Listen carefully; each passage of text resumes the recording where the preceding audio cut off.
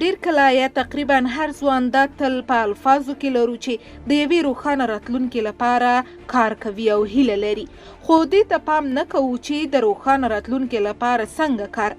دلته در سره د ځینو تجربو او مشاهدو له مخې نظرونه شریکو. لومړی زموږ نامعلوم هدف. موږ یوازې د روښانه راتلونکي خبره کوو، خو پر دې مو ډیر کله فکر نه وي کړی چې دا ښه راتلونکي به د کوم هدف په ترلاسه کولو سره جوړو. یعنی مشخص انداسې کوم هدف نه لرو چې لپاره یې کار وکړو او پسې مخ ته لاړ شو. ځکه کله چې موږ هدف وپالو، روښانه راتلونکي ته زموږ خط سیر مشخص او واضح کیږي او دا له موږ سره د روښانتیا پر لور تګ کې مرسته کوي. بل هم پر ځان نه کار.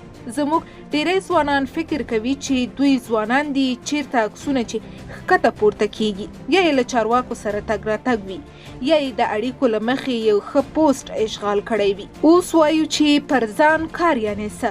پر ځان کار دا هم نه دی چې موږ د تل ورزش وکړو یا د تل کتاب ولولو یا د تل کار وکړو یا بیکاره اوسو یا د تل ټولنیزو او سیاسي فعالیتونو کې مصروفه اوسو یا هم نور.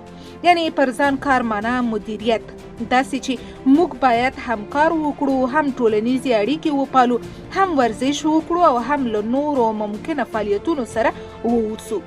ډیر کله ځوانان دا ځان ته ویاړ بولي چې تر ناوخته پورې پاتې شي، له یو چا سره خبرې وکړي، ګیمونه وکړي او بنډارونه مخ ته یوسي، او دا کار په یو ځل نه بلکې په دوامداره توګه کوي چې له بده مرغه اخر کې د یو لوی هلاکت سبب کیدای شي.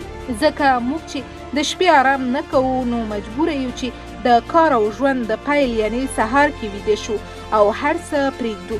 که ویده هم نشو او خپل کار پسې لاړ شو نو کار په ښه او سمه توګه نشو مخ ته وړلی.